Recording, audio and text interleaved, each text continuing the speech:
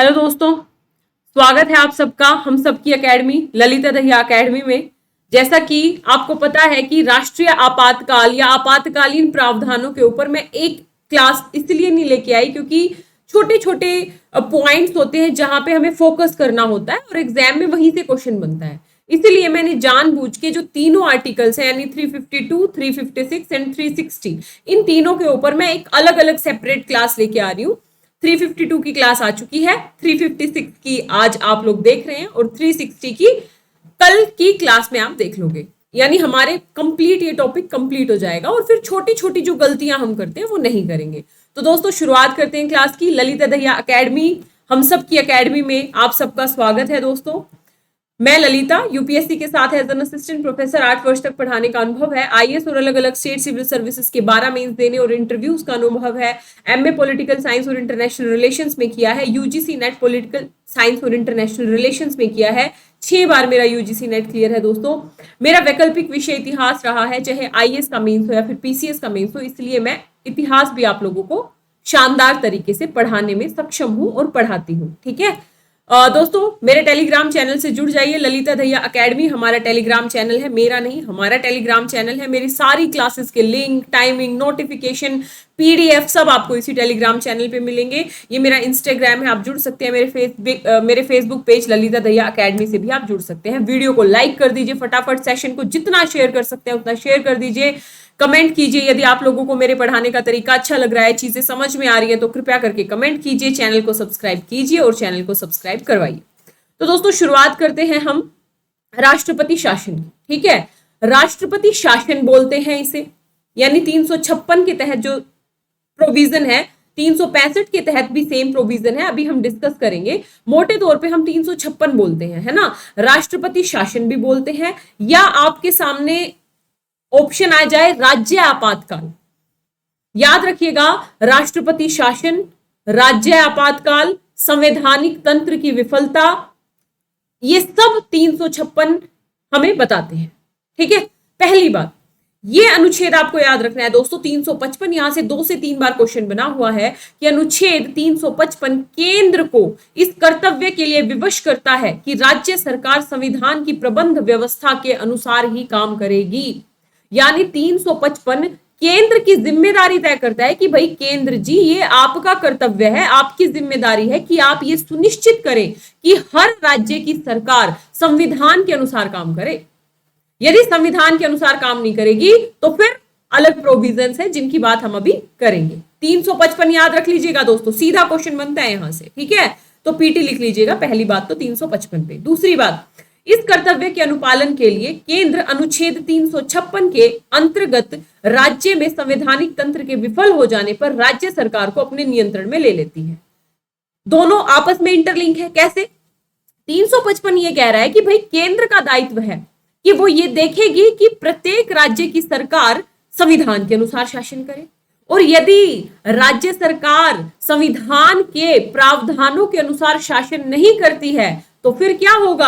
अनुच्छेद 356 के तहत केंद्र राज्य की व्यवस्था को अपने यानी राज्य सरकार को अपने नियंत्रण में ले लेता है। यानी राष्ट्रपति शासन की व्यवस्था किसमें की गई है? 356 में। अनुच्छेद 356 के अंतर्गत 2 आधार घोषित किए गए हैं, याद रखिएगा दोस्तों। याद रखना 2 आधार हैं राष्ट्रपति शासन के। एक बार क्वेश्चन भी पूछा था कि राष्ट्रपति शासन कौन से अनुच्छेद के तहत लगाया जाता है, उसमें ऑप्शन 356 और 365 था, तो हमें दोनों चुनने हैं। यानी 356 के तहत भी राष्ट्रपति शासन लगाया जाता है और 365 के तहत भी यानी 365 के तहत भी राष्ट्रपति शासन लगाया जाता है। दोनों प्रोविजंस के बारे में अभी हम डिटेल से जानेंगे। 356 क्या कहता है? 356 कहता है दोस्तों, राष्ट्रपति को घोषणा जारी करने का अधिकार है यदि राष्ट्रपति आश्वस्त हो जाते हैं कि वो स्थिति आ गई है, राज्य सरकार संविधान के प्रावधानों के अनुरूप नहीं चल रही है, तो राष्ट्रपति राज्य के राज्यपाल के आधार पर या दूसरे ढंग से क्या कर सकते हैं? राष्ट्रपति शासन लगा सकते हैं। 355 याद कीजिए, संघ का दायित्व है। और 356 ये कहता है कि यदि राष्ट्रपति जी को ये लग जाता है कि भाई इस फलाने राज्य में संवैधानिक तंत्र विफल हो गया है, यानी जो सरकार है वो संवैधानिक तंत्र के अनुसार नहीं चल रही है, तो राष्ट्रपति जी 356 के तहत राष्ट्रपति शासन लगा सकते हैं। दो चीजें बोली है यहाँ पे कि ये राष्ट्रपति शासन या तो राज्यपाल की रिपोर्ट पे लगाएंगे कि भाई राज्यपाल रिपोर्ट देंगे कि राष्ट्रपति जी संवैधानिक तंत्र विफल हो गया, लगा दो राष्ट्रपति शासन, लगा दीजिए राष्ट्रपति शासन। तो एक तो राज्यपाल की रिपोर्ट पे लगाते हैं या राज्यपाल के विवरण के बिना भी प्रतिक्रिया कर सकते हैं, यानी कि अनिवार्य तौर पे जरूरी नहीं है कि राज्यपाल की रिपोर्ट के आधार पे ही लगाएंगे। दोनों चीजें याद हुई। अगली बात 365 क्या कहता है दोस्तों? 365 कहता है कि यदि कोई राज्य केंद्र के दिए गए निर्देशों का पालन करने से मना कर दे, भाई केंद्र ने निर्देश दिया और राज्य उन निर्देशों का पालन करने से मना कर दे या फिर असफल हो जाए उनको प्रभावी करने में, तो राष्ट्रपति के लिए विधि संगत होगा कि उस स्थिति को संभाले जिसमें अब तक राज्य सरकार संविधान की प्रबंध व्यवस्था के अनुसार नहीं चल पाई। दोनों चीजें समझ में आई। यानी 356 जब राज्य में संवैधानिक तंत्र विफल हो जाए, सरकार संविधान के अनुसार ना चले, तो 356 के तहत राष्ट्रपति शासन लग सकता है। 365 जब राज्य सरकार केंद्र के निर्देशों को मानने से मना कर दे और व्यवस्था असफल हो जाए, तो ऐसी कंडीशन में भी 365 के तहत राष्ट्रपति शासन लगाया जा सकता है। समझ में आया? यानी राष्ट्रपति शासन लगाने के दो आधार हैं, एक है 356 और एक है 365। ठीक। अगली बात दोस्तों, संविधान सभा में जब संविधान सभा बैठी तो सर्वाधिक बहस इस अनुच्छेद 356 पे हुई कि भाई ये तो संघात्मक व्यवस्था का उल्लंघन हो जाएगा। आप बात बात पे यदि राज्यों के शासन को अपने अंडर लेते रहोगे, यदि केंद्र अपने अंडर लेता रहेगा, तो ये तो संघात्मक व्यवस्था का उल्लंघन हो जाएगा। अंबेडकर जी ने ये कहा था कि इस अनुच्छेद का कभी प्रयोग ही नहीं किया जाएगा, ये तो हमने बस ऐसे ही रख दिया है कि कभी ऐसी व्यवस्था, ऐसी स्थिति आ जाए तो हम एक वो है ना, एक मतलब सावधानी के तौर पे हमने ये प्रोविजन ऐड कर दिया, इसका कभी प्रयोग नहीं किया जाएगा, ये मृत पत्र, डेड लेटर के तौर पे पड़ा रहेगा। लेकिन ये संविधान की जो ये आशा थी, ये क्या हो गई? कुछ ही वर्षों के भीतर धराशायी हो गई। कैसे धराशायी हो गई? आर्टिकल 356 का सबसे ज्यादा बार प्रयोग किया गया है, लगभग 120 से ज्यादा बार इसका प्रयोग किया गया है। समझ रहे हो आप? और याद रखिएगा, सरकारी आयोग की एक रिपोर्ट थी, उसने एनालिसिस किया, सरकारी आयोग की रिपोर्ट ने, कि 1951 से लेके 1987 तक लगभग 75 बार राष्ट्रपति शासन लगा और इन 75 में से 52 बार जो राष्ट्रपति शासन लगा उसकी कोई जरूरत ही नहीं थी। ये एनालिसिस है किसका? सरकारी आयोग की रिपोर्ट, कि भाई 1951 से 87 तक 75 बार राष्ट्रपति शासन लगा और इस 75 में से 52 बार जरूरत ही नहीं थी, यानी अनावश्यक तौर पे राष्ट्रपति शासन लगा। यानी क्या? ये जो डेड लेटर था अंबेडकर जी की नजर में, इसका सबसे ज्यादा बार प्रयोग हुआ है, लगभग 120 से ज्यादा बार। जैसे हमने कल राष्ट्रीय आपातकाल देखा, तो राष्ट्रीय आपातकाल 3 बार लगा है, एक 1971 में लगा, एक 1961 में लगा, 71 में लगा, और सॉरी 61 नहीं 65 में लगा, 71 में लगा, और आपका 1975 में लगा। चाइना के साथ जब युद्ध हुआ हमारा 61 में, सॉरी, और उसके बाद लगा आपका 71 में जो बांग्लादेश वाला, और 75 में आंतरिक आपातकाल के आधार पर लगा। 3 बार लगा है राष्ट्रीय आपातकाल, लेकिन राष्ट्रपति शासन यानी राज्य आपातकाल 120 से ज्यादा बार लगा है। अगली बात, राष्ट्रपति शासन का आधार क्या होगा जी? राष्ट्रपति शासन को राज्य आपातकाल या संवैधानिक आपातकाल भी बोलते हैं। राज्य आपातकाल बोले, संवैधानिक आपातकाल बोले, राष्ट्रपति शासन बोले, बात बराबर है। यदि राष्ट्रपति आश्वस्त है, सेम टू सेम, यदि राष्ट्रपति आश्वस्त है कि ऐसी स्थिति आ गई है जब किसी राज्य का शासन संविधान के प्रावधानों के अनुसार नहीं चल रहा है, तो राष्ट्रपति अधिकार रखते हैं 356 के तहत राष्ट्रपति शासन लगाने का, और वो राज्यपाल की रिपोर्ट के आधार पे भी लगा सकते हैं और बिना राज्यपाल की रिपोर्ट के आधार पे भी लगा सकते हैं। ठीक है, सेम टू सेम बात है। अब राष्ट्रपति शासन के आधार देख लीजिए क्या क्या होते हैं। सरकारी आयोग इस तरह के आपातकाल को, मतलब सरकारी आयोग ने कहा कि भाई एवं मतलब ऐसे ही मत लगाइए आप राष्ट्रपति शासन, की छोटी सी बात हुई नहीं कि लगा दो राष्ट्रपति शासन, इससे क्वेश्चन मार्क उठने लगेगा और इससे जो हमारी संघात्मक व्यवस्था है उसके ऊपर, एक जो सहकारी संघवाद की व्यवस्था है उसके ऊपर एक नकारात्मक प्रभाव पड़ेगा।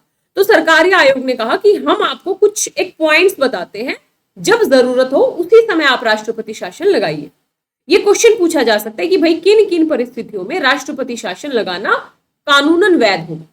पहली बात, कानून और व्यवस्था की असफलता हो जाए, मान लो किसी राज्य में अराजकता की स्थिति आ गई भाई, कानून व्यवस्था बुरी तरीके से फेल हो गया, तो फिर ऐसी सिचुएशन में तो केंद्र को कौन सी वाली बात अभी हम जिंदा हैं की अवधारणा को अपनाना पड़ेगा। यानी ऐसी सिचुएशन में राष्ट्रपति शासन लगाइए, वो ठीक है। दूसरा, राज्य में दल बदल के कारण राजनीतिक अस्थिरता आए, यानी राज्य में क्या हुआ, भयंकर तरीके से दल बदल हो जाए और किसी पार्टी को बहुमति ना हो, अस्थिरता आ जाए, राजनीतिक अस्थिरता आ जाए, तो ऐसी कंडीशन में भी राष्ट्रपति शासन लगाया जा सकता है।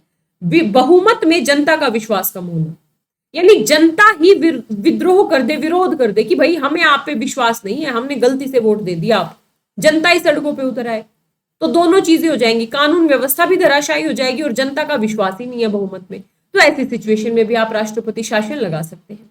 अगली बात, राज्य सरकार द्वारा किया गया अत्यधिक भ्रष्टाचार। भाई राज्य सरकार बहुत ज्यादा भ्रष्ट हो गई,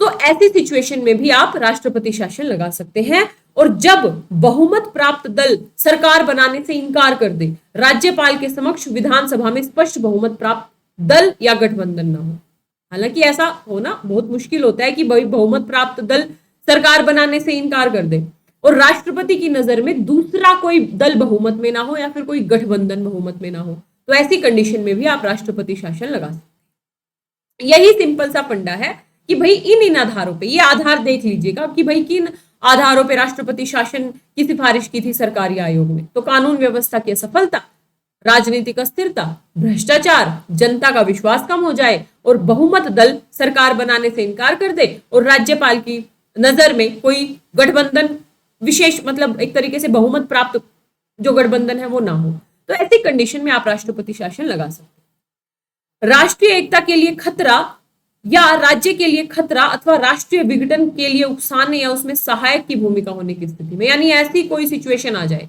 जब किसी राज्य में कोई ऐसी गतिविधि चल जाए बड़े लेवल पे जो राष्ट्रीय एकता के लिए खतरा हो, तो ऐसी कंडीशन में भी आप राष्ट्रपति शासन लगा सकते हैं। यदि राज्य सरकार केंद्र के कार्यकारी निर्देशों को मानने से मना कर दे, यानी 365 के तहत भी आप राष्ट्रपति शासन लगा सकते हैं। 355 को अनुच्छेद 356 का अग्रदूत कहा जाता है। दोस्तों मैं बार बार बोल रही हूं, यहां से क्वेश्चन बना है 2-3 बार 355 पे, हमें 356, 352, 356, 358, 59, 60 ये सब याद रहते हैं, लेकिन 355 याद नहीं रहता, जबकि 355 356 का अग्रदूत है। कैसे? बता चुकी हूं कि 356 क्या कहता है कि संघ का यानी केंद्र का यह कर्तव्य है कि वो सुनिश्चित करे कि प्रत्येक राज्य की सरकार संवैधानिक प्रावधानों के अनुसार चलाई जाए, और यदि सरकार संवैधानिक प्रावधानों के अनुसार नहीं चलाई जाएगी तो फिर क्या होगा, राष्ट्रपति शासन लग सकता है। ठीक है, तो सरकारी आयोग के हमने कुछ कुछ पॉइंट्स देखे कि किन किन आधारों पे आप राष्ट्रपति शासन लगा सकते हैं। अब आते हैं इसकी प्रक्रिया क्या होगी, कैसे प्रोसेस, किस प्रोसेस में ये पारित किया जाएगा। तो आप लोगों को कल की क्लास में मैंने बताया था एक फॉर्मूला 1+2+2, इसको जरूर एक बार दिमाग में बिठा लेना, क्योंकि हम अक्सर एग्जाम हॉल में कंफ्यूज हो जाते हैं कि एक महीने में कौन सा पारित करना था, 352 की 56 की 60, तो वहां होता है कि माथा फोड़ ले अपना। याद रखना, ये फॉर्मूला याद रखना, यानी जो 352 था वो एक महीने में पारित करना होता है, 356 2 महीने में और 360 भी 2 महीने में। अब आते हैं यहाँ पे, यानी राष्ट्रपति शासन की उद्घोषणा को 2 महीने के भीतर संसद के दोनों सदनों द्वारा साधारण बहुमत पीटी लिख लेना से अनुमोदित किया जाना चाहिए। तुरंत याद करो, कंपैरेटिव स्टडी, 352 में ये विशेष बहुमत द्वारा पारित हो रहा था, 356 में साधारण और 360 में भी साधारण। सिंपल फॉर्मूला है, याद रखना, 2 महीने में पारित होना चाहिए। यदि 2 महीने का अनुमोदन प्राप्त नहीं होता है, मान लो यदि 2 महीने में अनुमोदन नहीं मिला संसद का, तो ये अपने आप समाप्त हो जाएगा और अनुमोदन के पश्चात 6 महीने के लिए जारी रहता है। हर 6 महीने में बढ़ाना होता है इसे। हम राष्ट्रीय आपातकाल को भी 6 महीने में बढ़ा रहे थे ना, लेकिन एक बेसिक डिफरेंस आएगा, अभी बताऊंगी, समझ गए। यानी 2 महीने में अनुमोदन मिलना चाहिए संसद का साधारण बहुमत द्वारा। यदि अनुमोदन नहीं मिलता है तो फिर ये अपने आप समाप्त हो जाएगा, और यदि अनुमोदन मिल भी जाता है तो 6 महीने के लिए जारी रहेगा, फिर 6 महीने में बढ़ाना पड़ेगा। दोनों सदनों द्वारा पुनः स्वीकृति होने के पश्चात इसे 6 महीने के लिए और बढ़ाया जा सकता है, मतलब हर 6 महीने में ऐसे बढ़ेगा। लेकिन पीटी लिख लेना, किसी भी कंडीशन में, आंधी आए, तूफान आए, ओले पड़े, सुनामी आ जाए, कुछ भी हो जाए, राष्ट्रपति शासन 3 वर्ष से अधिक अवधि के लिए नहीं बढ़ाया जा सकता। राष्ट्रीय आपातकाल कितना था? राष्ट्रीय आपातकाल था अनंत काल, यानी जब तक आपातकाल लागू है आप बढ़ाते रहो बढ़ाते रहो। कोई उसमें एक फिक्स टेन्योर डिसाइड नहीं किया था कि भाई 5 साल 8 साल 10 साल, कोई नहीं, उसमें अनंत। लेकिन राष्ट्रपति शासन में कहा गया है कि अधिकतम 3 साल लागू हो सकता है भाई राष्ट्रपति शासन, उससे ज्यादा नहीं आप लागू कर सकते। समझ में आया? रिवाइज कराऊंगी, टेंशन मत लो। 2 महीने साधारण बहुमत, पास नहीं होता है तो एक तरीके से अपने आप समाप्त हो जाएगा। पास होने पे 6 महीने के लिए लागू होगा, हर 6 महीने में बढ़ाना होगा, अधिकतम 3 वर्ष के लिए ही लागू रह सकता है। That's it. अब उल्लेखनीय है कि 1 वर्ष की अवधि, मान लो 6 महीने लागू रहा, फिर से बढ़ा दिया जी, 6 महीने के लिए फिर से बढ़ा दिया, अब हो गया 1 वर्ष, हो गया 1 वर्ष। यहां पे 2 कंडीशन याद रखनी है, सीधा पीटी में पूछ सकता है। 1 वर्ष से अधिक अवधि तक यदि राष्ट्रपति शासन की उद्घोषणा को बढ़ाना है तो 2 कंडीशन में ही बढ़ाया जा सकता है। यानी नॉर्मल कंडीशन में राष्ट्रपति शासन 1 वर्ष तक ही लगेगा। 1 वर्ष से आगे बढ़ाना है तो 2 कंडीशन होनी चाहिए। क्या क्या कंडीशन है जी? वो पहली कंडीशन है संपूर्ण भारत में या उसके राज्य क्षेत्र के किसी भूभाग में 352 लगा हो, यानी या तो पूरे भारत में 352 लगा है या उसके किसी भाग में 352 लगा है। एक कंडीशन तो ये होनी चाहिए जी राष्ट्रपति शासन को 1 साल से आगे बढ़ाने के लिए। दूसरी, निर्वाचन आयोग ये प्रमाणित कर दे कि राज्य में आम चुनाव का संचालन संभव नहीं है, यानी अभी स्थितियां चुनाव के लिए बेटर नहीं है। चुनाव आयोग प्रमाणित कर दे कि भाई अभी मत हटाओ, अभी थोड़ा और लगा रहने दीजिए, क्योंकि अभी चुनाव के लिए जो परिस्थितियां हैं वो सही नहीं है। यहां तक कि, अब सुन लो ध्यान से, यदि उपरोक्त स्थिति बनी भी रहे ना, राष्ट्रीय आपातकाल लगा भी रहे, चुनाव के लिए परिस्थितियां नहीं भी रहे, तो भी राष्ट्रपति शासन 3 वर्ष से अधिक नहीं बढ़ाया जा सकता। पीटी लिख लेना, मैंने बोला था ना, आंधी आए, तूफान आए, ओले पड़े, सुनामी आए, राष्ट्रपति शाह भगवान ना करे, मतलब ठीक है, बारिश तो बढ़िया है, आती रहे। मान लो राष्ट्रपति शासन 3 वर्ष से अधिक किसी भी कंडीशन में नहीं बढ़ाया जाएगा। 1 वर्ष से अधिक बढ़ाना है तो ये 2 कंडीशन होनी चाहिए। होप आप लोगों को समझ में आया होगा। यहाँ कुछ है नहीं, रिवाइज कराऊंगी एक बार, बिल्कुल कंठस्थ हो जाएगा। अब इसका प्रभाव क्या पड़ेगा जी? इसका प्रभाव क्या पड़ेगा? तो पहली बात, जब किसी राज्य में राष्ट्रपति शासन लगाया जाता है तो राष्ट्रपति राज्य मंत्री परिषद को विघटित कर देता है। पीटी लिख लेना भाई। एक बात बताओ, याद नहीं करना, अब ये है जी राज्य, इसकी है जी ये मंत्री परिषद, इसकी है जी ये मंत्री परिषद। अब आपको क्या करना है? ये मंत्री परिषद काम नहीं कर पा रही थी संवैधानिक प्रावधानों के अनुसार, संवैधानिक प्रावधानों के अनुसार ये मंत्री परिषद काम नहीं कर पा रही थी, तभी तो राष्ट्रपति शासन आया, तभी तो राष्ट्रपति जी को शासन या संघ को या संसद को अपने अंडर में लेना पड़ा राज्य का शासन। तो फिर क्या करेंगे? सबसे पहले हटाएंगे इस मंत्री परिषद को। क्यों? क्योंकि ये मंत्री परिषद सफल नहीं हुई संवैधानिक प्रावधानों के अनुसार काम करने में। तो बिल्कुल समझ में आ गया, यानी राष्ट्रपति शासन जब लगेगा तो राज्य की मंत्री परिषद विघटित हो जाती है। दूसरी बात, राष्ट्रपति के नाम पे राज्य का जो राज्यपाल है, राष्ट्रपति के नाम पे जो गवर्नर होते हैं स्टेट के, या राज्य के जो मुख्य सचिव होते हैं, या राष्ट्रपति द्वारा कोई विशेष सलाहकार की सहायता से राज्य प्रशासन संभालते हैं। राज्य के जो राज्यपाल होंगे वो या तो मुख्य सचिव की सहायता से या फिर राष्ट्रपति द्वारा नियुक्त किसी विशेष सलाहकार की सहायता से प्रशासन संभालेंगे। राज्य विधानसभा को भंग या निलंबित करने की प्रक्रिया वर्तमान परिस्थितियों पर निर्भर है। पीटी लिख लेना, यहां पे अभी मैं डिटेल से समझाऊंगी। असली क्वेश्चन बनता है 356 यहीं से। 5-6 बार question CDS, CAPF, IAS, IAS optional, PCS में पूछा गया इसी पॉइंट से, और हमारे हर बार गलती करके आते हैं। पहले पॉइंट में किसी को दिक्कत है कि भाई मंत्री परिषद नहीं सफल थी, हटा दिया, यानी मंत्री परिषद विघटित होगी। मुद्दा आता है राज्य विधानसभा भंग होगी कि नहीं होगी। तो ध्यान रखना, ये परिस्थितियों पे डिपेंड करेगा, अनिवार्य नहीं है कि जैसे ही राष्ट्रपति शासन लगे राज्य विधानसभा भी भंग हो जाए, जरूरी नहीं है, ये डिपेंड करता है परिस्थितियों।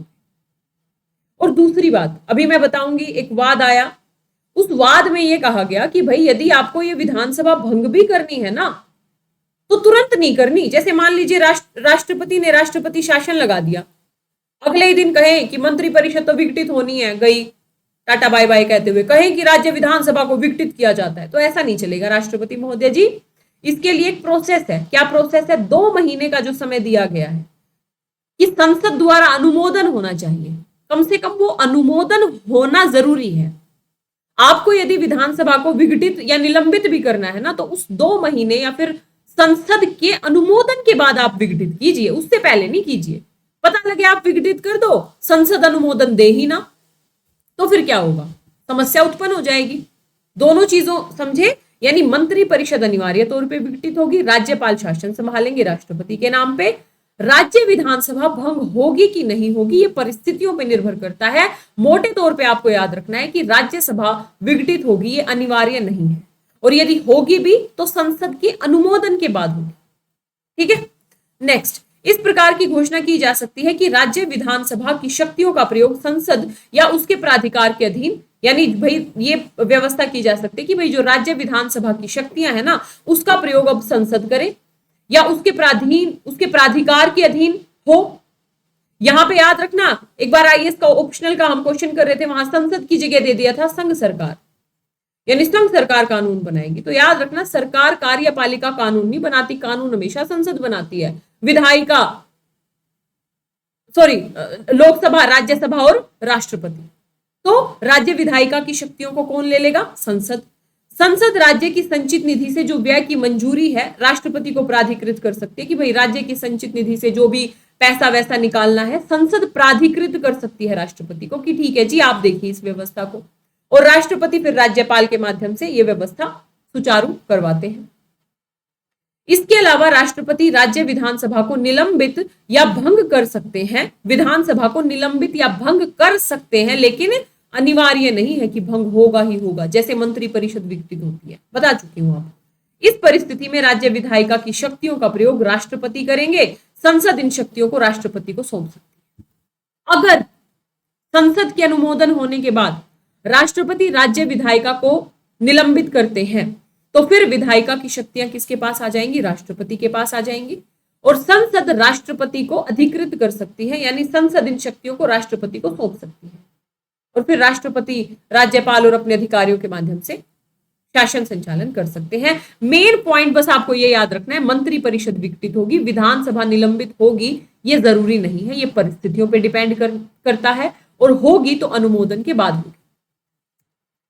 अब इसका प्रभाव क्या है जी? अगला प्रभाव याद रखिएगा, 356 फंडामेंटल राइट यानी मौलिक अधिकारों पे कोई प्रभाव नहीं होता इसका, पीटी लिख लेना।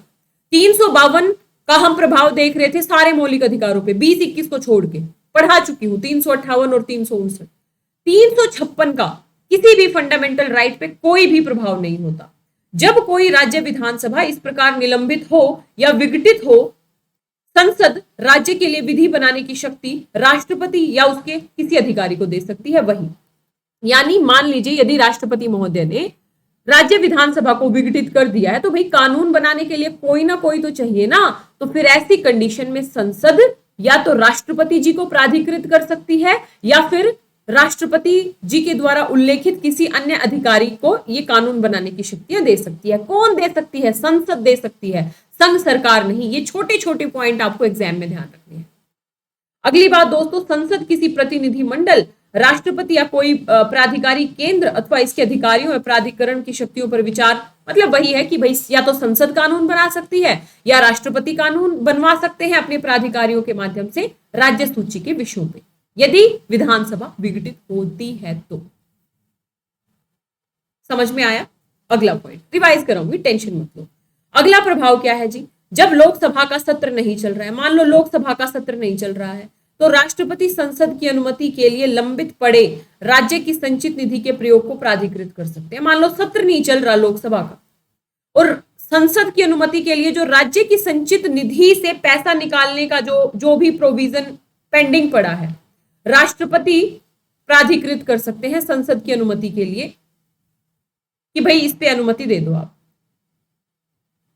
ठीक है, जब संसद का सत्रावसान हो, ये बहुत इंपॉर्टेंट है, तो राष्ट्रपति अध्यादेश जारी कर सकते हैं। याद रख लीजिएगा भाई, वैसे नॉर्मल कंडीशन में क्या होता है, 123 के तहत राष्ट्रपति अध्यादेश जारी करते हैं सेंटर में, और 213 के तहत राज्यपाल अध्यादेश जारी करते हैं। लेकिन यदि राष्ट्रपति शासन लगा है तो फिर उस राज्य के लिए भी अध्यादेश कौन जारी कर सकते हैं? राष्ट्रपति जारी कर सकते हैं। राष्ट्रपति अथवा संसद किसी अन्य विशेष प्राधिकारी द्वारा बनाया गया कानून राष्ट्रपति शासन के पश्चात भी प्रभाव में रहेगा। ध्यान रखिएगा, मान लीजिए जब राज्य विधानसभा मान लीजिए निलंबित थी तो संसद ने कानून बनाया था या फिर किसी विशेष प्राधिकारी ने कानून बनाया था, तो ऐसा कानून जो उस दौरान बना था वो राष्ट्रपति शासन के बाद भी प्रभाव में रहेगा। लेकिन यदि राज्यसभा इसे वापस लेना चाहे, भाई रद्द करना चाहे तो रद्द कर सकती है और पुनः लागू करना चाहे तो आगे के समय के लिए भी लागू कर सकती है।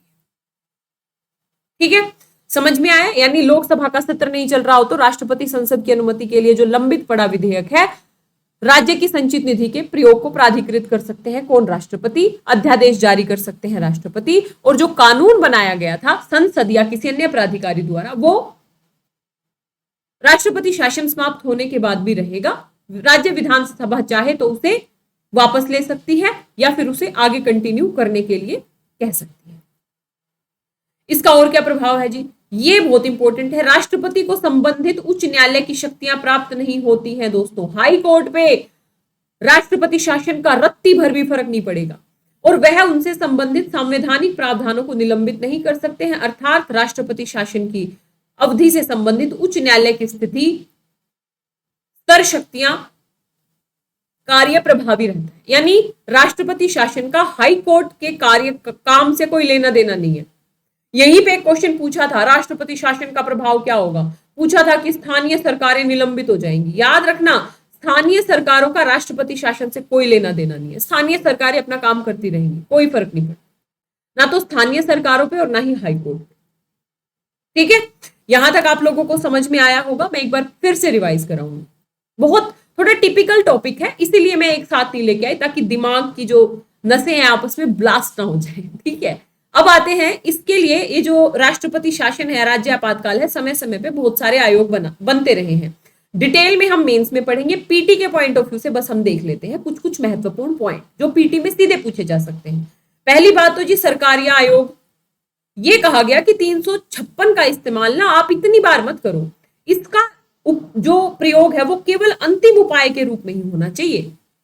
यानी जब कोई सॉल्यूशन ना बचा हो, अंतिम उपाय के तौर पे 356 का प्रयोग होना चाहिए। यानी वो ये दे देगा सरकारिया आयोग ने 356 को समाप्त करने की बात कही तो गलत हो जाएगा। 356 को समाप्त करने की बात नहीं कही सरकारिया आयोग ने, ये कहा कि भाई अंतिम उपाय के रूप में इसका प्रयोग किया जाए।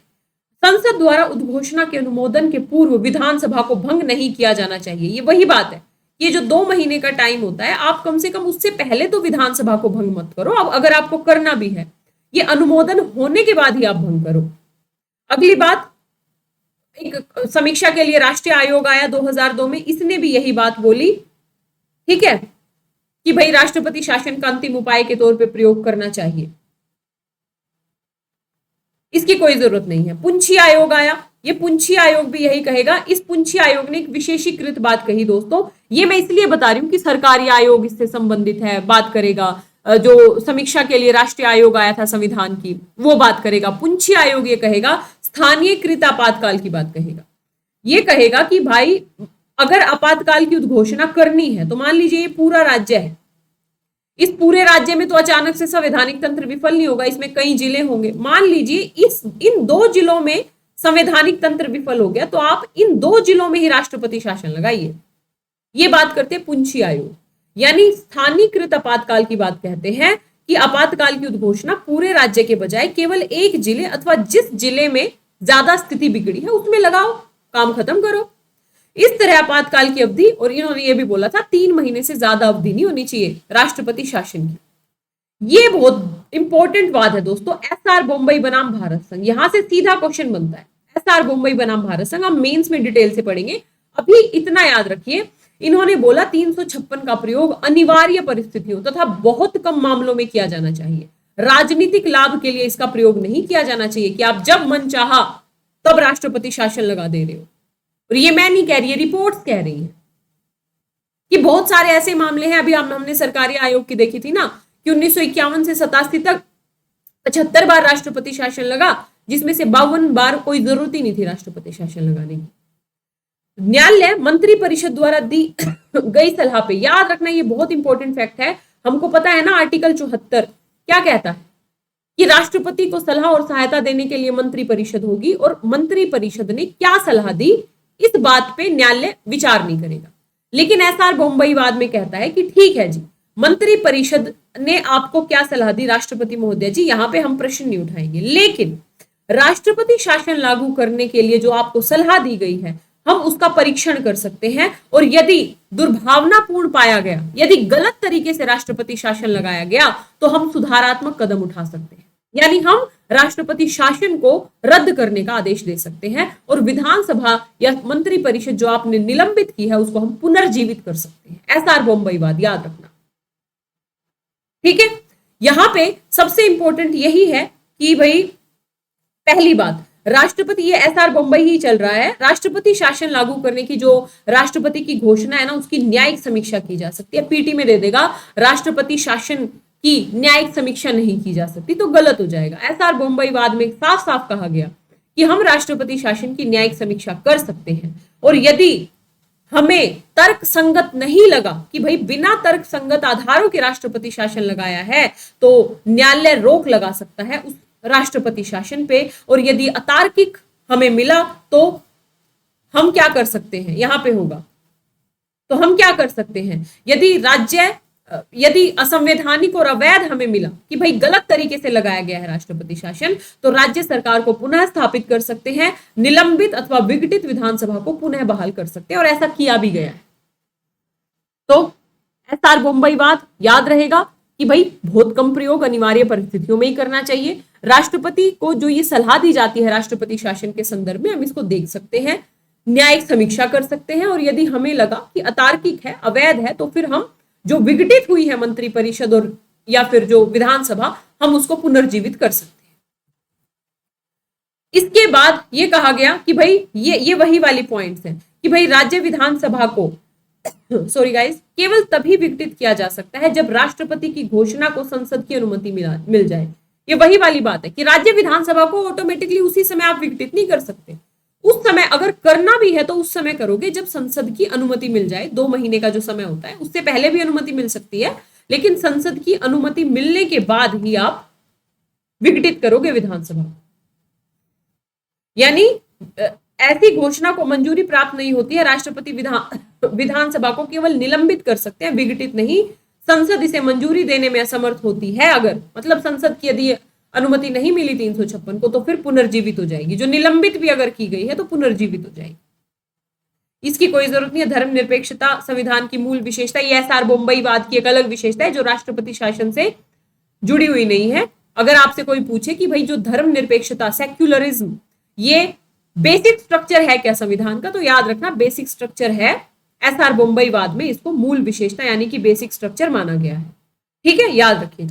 356 के अधीन शक्तियां विशिष्ट शक्तियां हैं, इनका प्रयोग विशेष परिस्थितियों में यदा कदा ही करना चाहिए। ये बोला गया कि भाई ये विशिष्ट शक्तियां हैं, इनका हमेशा प्रयोग नहीं करना चाहिए, बल्कि यदा कदा जब जरूरत लगे तब करना चाहिए। ये सेम बात है। धर्मनिरपेक्षता को मूल विशेषता माना। एसआर बोम्बईवाद कभी सीधा भी पूछ सकता है कि धर्मनिरपेक्षता यानी सेक्युलरिज्म को किस वाद में मूल विशेषता यानी कि बेसिक स्ट्रक्चर माना गया है, तो आपको याद रखना है किसमें माना गया है, एसआर बोम्बईवाद में। 356 के अधीन शक्तियां विशिष्ट शक्तियां हैं और इनका प्रयोग यदा कदा ही करना चाहिए।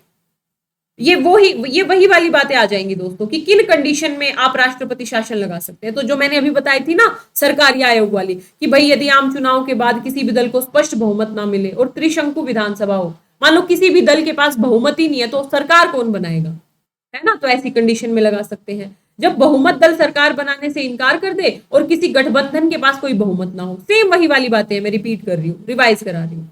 जब मंत्री परिषद त्याग पत्र दे दे और कोई दल सरकार बनाने के इच्छुक ना हो, सेम कंडीशन है। भाई किसी को भी बहुमत नहीं है तो सरकार तो चाहिए ना, तो ऐसी कंडीशन में राष्ट्रपति शासन लग सकता है यदि जो राज्य सरकार है केंद्र के निर्देशों को मानने से मना कर दे 365 के तहत, तो भी राष्ट्रपति शासन लग सकता है। बूटा सिंह वाद आया था, बूटा सिंह वाद याद रखना 2005 का। हुआ क्या था, बिहार का वाद है ये।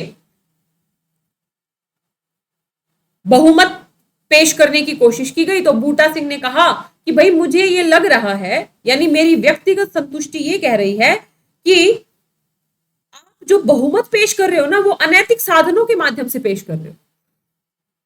आपने बहुमत तो पेश कर दिया, लेकिन ये अनैतिक साधनों के माध्यम से पेश किया, इसलिए मुझे लग रहा है ये सही नहीं है, इसलिए राष्ट्रपति शासन लगाया जाए। केस गया कोर्ट में, तो सर्वोच्च न्यायालय ने यह कहा कि अन्य दलों या विधायकों के समर्थन से यदि राजनीतिक दल सरकार बनाने का दावा कर रहा है, बहुमत पेश कर रहा है, तो राज्यपाल के समक्ष बहुमत का यदि प्रमाण दे दिया है कि ये लीजिए जी राज्यपाल बहुमत, राज्यपाल महोदय जी ये लीजिए बहुमत, हम पूर्ण बहुमत में हैं, तो राज्यपाल अपने व्यक्तिगत आकलन के आधार पे इस दावे की उपेक्षा नहीं कर सकता। फिर वो ये नहीं कह सकता कि अच्छा आप बहुमत तो दे रहे हो, लेकिन मुझे ऐसा लग रहा है, निर्मल बाबा की तरह, कि मुझे ऐसा लग रहा है कि जो बहुमत आप दे रहे हो ये अनैतिक है, ये सही नहीं है। तो सुप्रीम कोर्ट ने कहा कि ये व्यक्तिगत आकलन नहीं चलेगा महोदय जी आपका, यदि बहुमत कोई गठबंधन दे रहा है तो वो मान्य होगा। ठीक है, ध्यान रखिएगा, ये बूटा सिंह वाद याद रख लेना। 356 का प्रयोग मैं बता चुकी हूं, लगभग 125 से 120 से 125 से बार से ज्यादा बार इसका प्रयोग किया गया है। औसतन एक साल में 2 बार इसका प्रयोग हो ही जाता है। 1951 में पंजाब में पहली बार इसका प्रयोग किया था, याद रखिएगा, पेप्सू सबसे पहले प्रयोग इसका पंजाब में किया गया था, और जो मृत पत्र माना गया था वो आज सबसे ज्यादा प्रयोग होने वाला एक टूल बन गया है। ठीक है, यही है राष्ट्रपति शासन। एक बार रिवाइज करा दूं, फिर एक बार डिफरेंस बता दूंगी फटाफट। कुछ भी नहीं है दोस्तों, अगर एक बार अच्छे से सुन लिया, भाई राष्ट्रीय आपातकाल 356, 365, 355 में यह कहा गया है कि संघ सरकार देखेगी कि संवैधानिक प्रावधानों के अनुसार शासन चले। ये नहीं चल रहा है तो 356 के तहत राष्ट्रपति शासन लगाया जा सकता है। 365 जब केंद्र के निर्देशों को मानने से मना कर दे तब लगाया जा सकता है। 120 से ज्यादा बार इसका प्रयोग किया जा चुका है। संवैधानिक आपातकाल भी बोलते हैं। कई सारी कंडीशन बताई हैं, वो मैं 2-3 बार रिपीट कर चुकी हूँ, किन किन कंडीशन में लगना चाहिए, ये हो चुका है। कैसे लगेगा जी, तो 2 महीने में संसद का अनुमोदन चाहिए, साधारण बहुमत से अनुमोदन चाहिए। एक बार लगेगा तो 6 महीने रहेगा, फिर से 6 महीने के लिए बढ़ा देंगे। अधिकतम 3 वर्ष के लिए बढ़ाया जा सकता है, और यदि 1 वर्ष से ज्यादा बढ़ाना है तो 2 कंडीशन होनी चाहिए। 352 के तहत पूरे देश या किसी हिस्से में आपातकाल लगा होना चाहिए, राष्ट्रीय आपातकाल, या दूसरी कंडीशन निर्वाचन आयोग ये कह दे कि भाई अभी स्थितियां परिकूल, अभी जो स्थितियां हैं अनुकूल नहीं है चुनाव की, तो ऐसी कंडीशन 3 वर्ष से अधिक किसी भी कंडीशन में नहीं बढ़ाया जा सकता। प्रभाव क्या होगा, मंत्री परिषद तुरंत विघटित हो जाएगी। राज्य विधानसभा भंग या निलंबित करना अनिवार्य नहीं है, कर भी सकते हैं नहीं भी, और यदि करनी भी है तो संसद की अनुमति के बाद करेंगे। ठीक है, इसके बाद हमने देखा जो राज्य विधानसभा की शक्तियां किसके पास चली जाएंगी, संसद के पास चली जाएंगी। संसद या तो स्वयं या राष्ट्रपति या अन्य किसी प्राधिकारी के माध्यम से राज्य सूची के विषयों पे कानून बना सकती है। ठीक है, मौलिक अधिकारों पे इसका कोई प्रभाव नहीं होता है, वही सारी बातें आ जाएंगी। और यदि लोकसभा का सत्र नहीं चल रहा है तो जो राज्य की संचित निधि के प्रयोग के लिए प्राधिकृत कर सकते हैं राष्ट्रपति संसद को।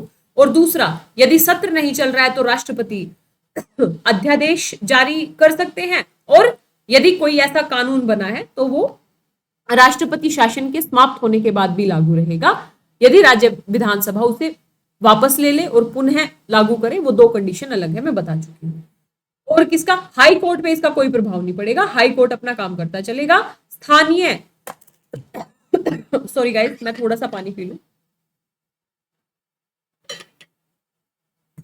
जो स्थानीय सरकारें हैं उनके ऊपर कोई प्रभाव नहीं पड़ेगा।